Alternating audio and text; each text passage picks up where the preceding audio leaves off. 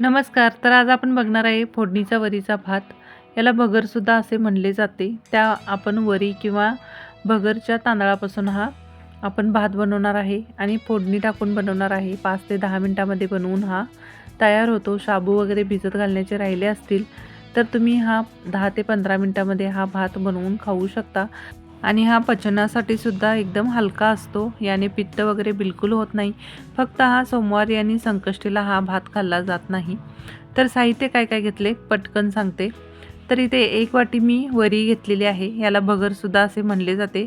ही दिसायला अशा प्रकारे असते, हे तुम्हाला माहीतच असेल. तर आपण 1 वाटी इथे वरी घेतलेली आहे. याने 2 ते 3 माणसांसाठी पुरेसा भात होतो. तर थोडेसे भाजलेले शेंगदाणे घेतलेले आहेत.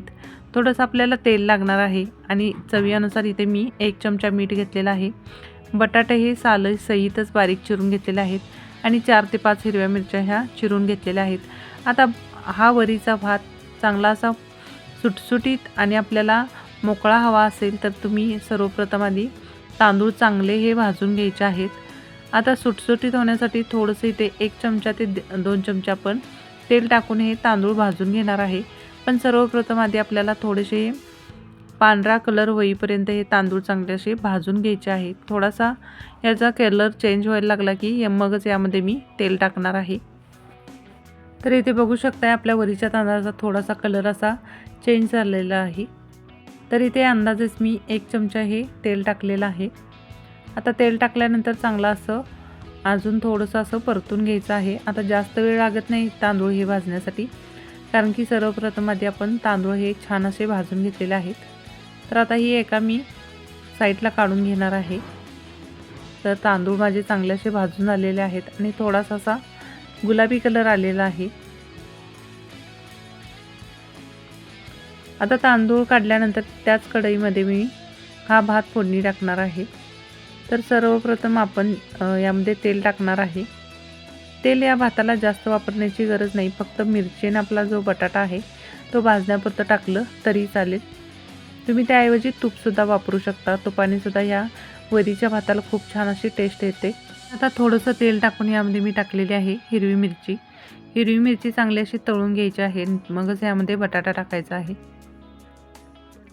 तर मिरची चांगली तळलेली आहे, पाहू शकताय. त्यानंतर टाकलेला आहे मी बटाटा. बटाटा हा सालीसहितच घ्यायचा आहे, त्याने बटाट्याची चव आपल्या भातामध्ये खूप छान येते. तर हे 2 ते 3 मिनटं हे परतून घेणार आहे. याला बटाटा शिजवण्याची जास्त गरज नाही, कारण की भातासोबत छान असा शिजतो. तर यामध्ये मी जाडसर असं शेंगदाण्याचं कूट घेतलेले आहेत. शेंगदाणे चांगले असे भाजून घ्यायचे आहेत खमंगपणे, मगच असं जाडसर असं शेंगदाण्याचं कूट करायचं आहे आणि तेच आपल्या भाताला हे वापरायचं आहे. तुम्ही अख्खे थोडेसे शेंगदाणे वापरू शकता तुम्हाला जर आवडत असतील तर, पण मी तर जाडसर असा शेंगदाण्याचा कूटच करून घेतलेला आहे. त्यानंतर टाकलेलं आहे मी मीठ टाकलेलं आहे. मीठ इथे मी चवीनुसार 1 चमचा हे मीठ घेतलेलं आहे. सगळे जिन्नस चांगले असे भाजल्यानंतर यामध्ये टाकलेले आहे मी 2 ते 3 वाट्या इथे पाणी वापरायचं आहे आपल्याला, कारण की 1 वाटी हे मी तांदूळ घेतलेले आहेत वरीचे. तर भात मला सुटसुटीत हवा आहे. तुम्हाला जास्त थोडासा असा गरगरीत पाहिजे असेल तर तुम्ही आरामशीर इथे 3 ते 3.5 वाट्या पाणी वापरू शकता. पण मी इथे 2.5 वाटी हे पाणी वापरलेलं आहे. आपल्या भाताला छान अशी उकळी आलेली आहे, पाहू शकताय. झाकण लावून चांगली अशी उकळून काढून घ्यायची आणि मगच यामध्ये आपण तांदूळ जे आहेत ते टाकणार आहे. तर घरामध्ये खमंग असा ह्या फोडणीचा वास यायला लागलेला आहे. तर उकळी आल्यानंतरच तांदूळ टाकायचे आहेत, त्याने एकदम भात हा सुटसुटीत होतो. आणि आपण तेल लावलेलं आहे भाजताना, त्यामुळे आणखीन सुटसुटीत होतो हा भात. तर कोणाकोणाला शाबू वगैरे खाऊन खूप असं पित्त वगैरे होतं, पण या वरीच्या भाताने अजिबात पित्त वगैरे होत नाही. तुम्हाला एकदम सुटसुटीत नुसता प्लेन भात करून त्याची शेंगदाण्याची आमटीसुद्धा तुम्ही बनवू शकता. पण हे 10 ते 15 मिनटात हा पदार्थ होतो. म्हणजे हा वरीचा फोडणीचा भात होतो. पटकन होणारा हा पदार्थ आहे. तुम्ही उपवासासाठी अवश्य खाऊ शकता. आता वजन कमी करण्यासाठी या तांदळाची भाकरीसुद्धा खाल्ली जाते. त्याने वजन कमी होण्यास मदत होते, कारण की हे थंडीमध्ये हे पदार्थ अवश्य खावे. वरीचे तांदूळ वगैरे ते आपल्यासाठी खूप फायदेशीर असतात. तर इथे झालेला आहे भात, शिजलेला आहे. पण आपण हाताच्या साहाय्याने वगैरे चेक करायचं आहे. जसेचे तसे जर तांदूळ राहिले असतील, कधी-कधी काय होतं शिजूनसुद्धा थोडेसे आतल्या साईडने तांदूळ हे कच्चे राहिलेले असतात. तर अजून ह्याला मला पाणी लागणार आहे. पाणी टाकून अजून थोडंसंच इथे मी पाणी घेतलेलं आहे, अर्ध्या ग्लासला पण कमी. आणि थोडासा हा पाण्याचा हापका देऊन मी आणखीन थोडासा हा वरीचा भात हा शिजवून घेणार आहे. तर झाकण लावून आणखीन 2 ते 3 मिनटं हा भात मी शिजवून घेणार आहे. एकदम सुटसुटीत आणि मोकळा मोकळा हा भात होतो. तुम्ही हा दह्यासोबत किंवा ताकासोबत खाऊ शकता. तर मी ताकासोबतच हा भात खाण्यासाठी केलेला आहे.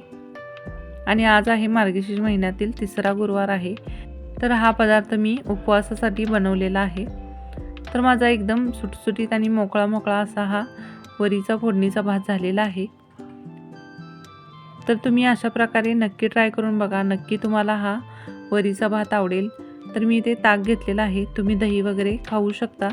तर आजच्या फोडणीच्या वरीच्या भाताची रेसिपी तुम्हाला कशी वाटली कमेंट करून नक्की सांगा. रेसिपी आवडल्यास लाईक करा, शेअर करा, कमेंट करा, सबस्क्राईब करा. व्हिडिओ लास्टपर्यंत बघितल्याबद्दल धन्यवाद.